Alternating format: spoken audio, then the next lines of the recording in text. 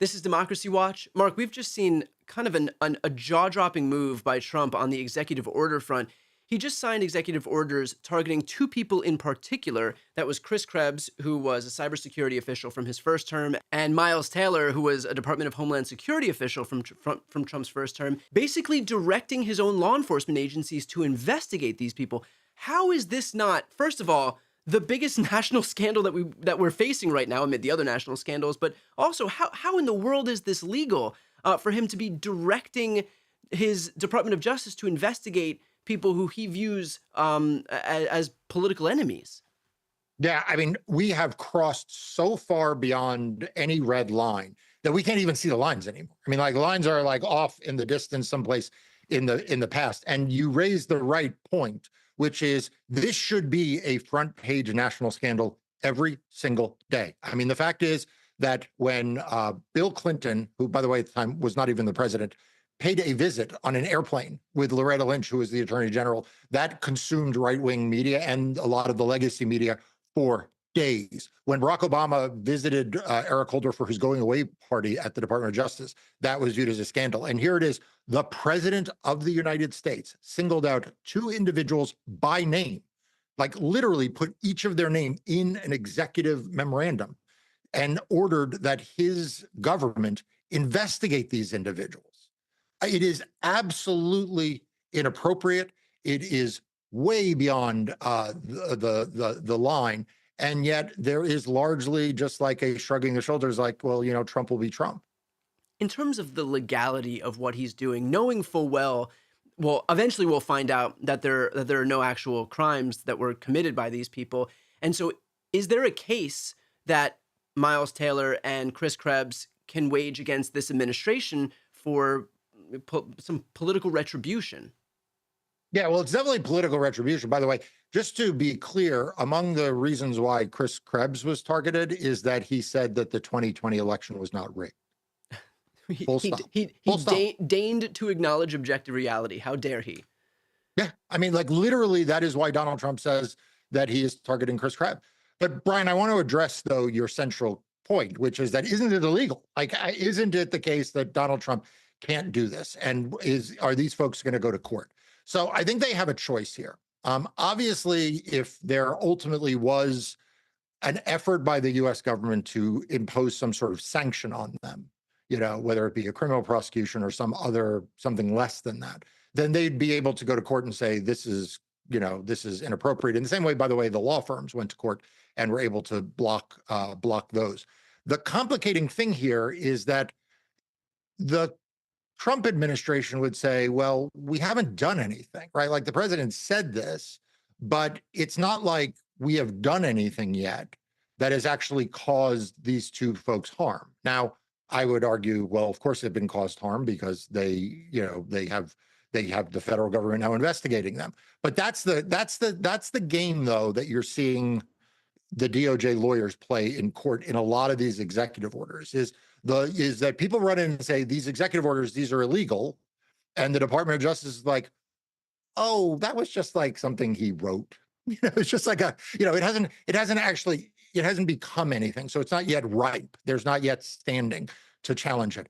I think that these two individuals have a really good case that just the mere fact that these executive orders or executive memoranda, I think they were issued is enough. But I think that will be the question of whether they go to court now or wait to see if something happens. So I get this idea that they might not have standing until something is actually done. But then there's also the atmospheric impacts of being at the receiving end of an executive memorandum, basically just targeting two people by name specifically from the mouth of somebody who has the biggest bully pulpit in America and somebody who commands the attention of people who are going to direct their ire on Trump's behalf to those people. And so what happens in the event, for example, that there are bomb threats called into these people's houses, that there are bricks thrown through their windows, that they become the targets of targeted harassment by these people, that they can't go certain places.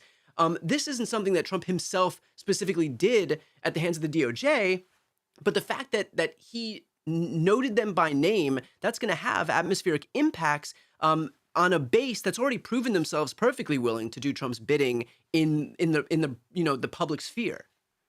Yeah, that's exactly right. The fact is that this will have second and third order effects. So you mentioned one of the third order effects could be private harassment that they get from people who are Trump supporters.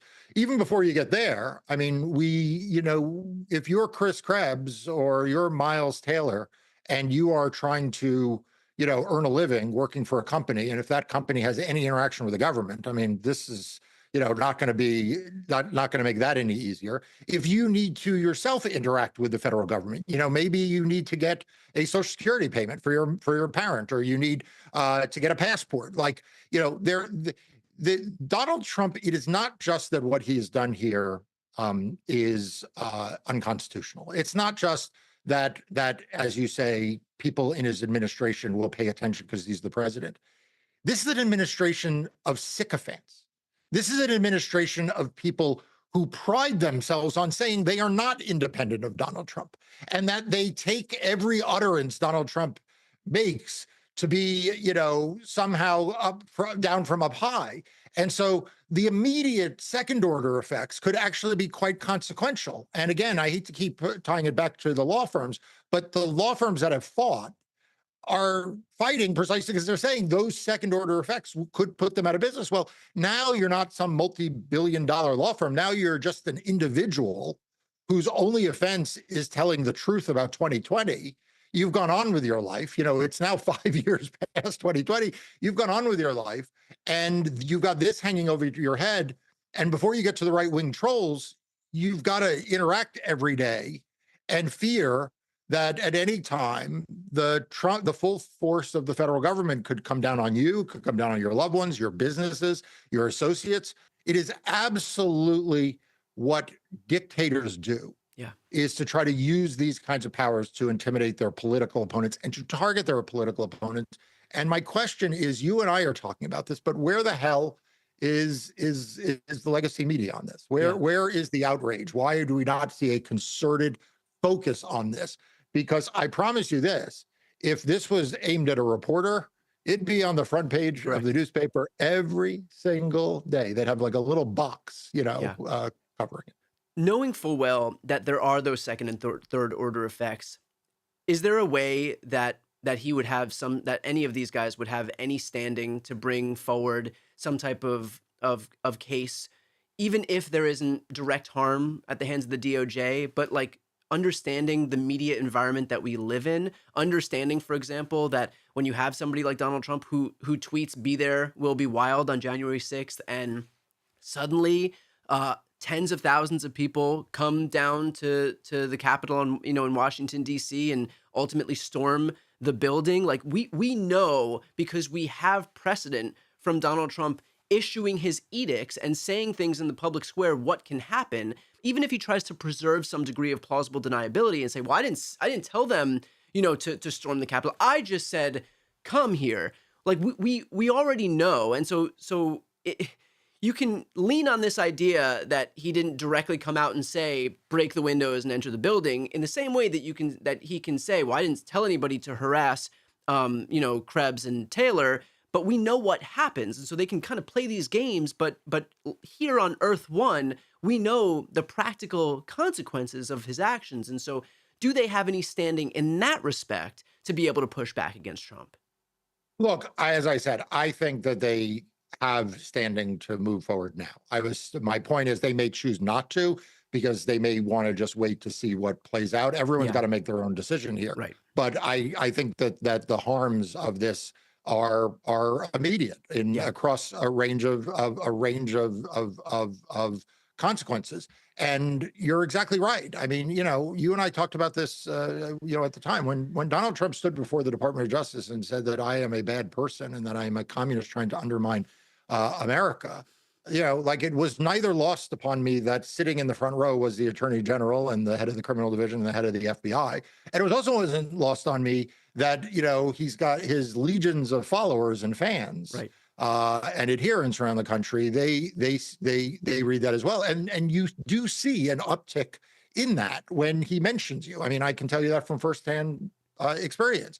When Donald Trump targets me by name, I see an increase in that kind of hate that is targeted. And as you point out, and I think this is one of the main messages that I hope people walk away with, is he knows that that's the effect. Right. Like it's not like, oh my gosh, I didn't mean to do that. No, no, no. He's doing it because that he knows that that's one of the Right. impacts that it will have, and for precisely that reason. And by the way, he's not the only one. There's a certain billionaire who may have even purchased a social media platform who knows it as well, Right. and who dismantled a lot of the protections that were in place, at least there. So I think these two individuals, I feel for them. I think that they have been wronged. I think that they have a case in court, and I support them if they decided to bring it. I also understand the reasons why they may decide to wait. But all of us need to be outraged by this. Like today he's targeting those two people. Next he'll target some other group, and he feeds off of the negative hate that these folks then experience. Right. And also feeds off of the fact that when he sees one person, one group, one entity, one company capitulate, that emboldens him to know that he can do it even more, which is why it's so damaging that we do have these law firms that are opting to capitulate as opposed to standing up and fight. And I mean, to have these law firms kind of sometimes even before they're targeted kowtow Oh to yeah. Trump in the face of, as opposed to what you're doing, which is you are called out by name in front of the Department of Justice, in front of the Attorney General, and yet rather than capitulate, you've opted to fight back. So to that exact point, look, we need fighters, and nobody exemplifies that more than Mark and his team. So for those who are watching right now, if you'd like to support the work that Mark and his team are doing, the best way to do that is to sign up for Democracy Docket. It's the news outlet Mark founded to focus on everything voting in elections. It's an invaluable resource that I use on a daily basis. I'll put the link right here on the screen and also in the post description of this video. I'm Brian Teller Cohen. I'm Mark Elias. This is Democracy Watch.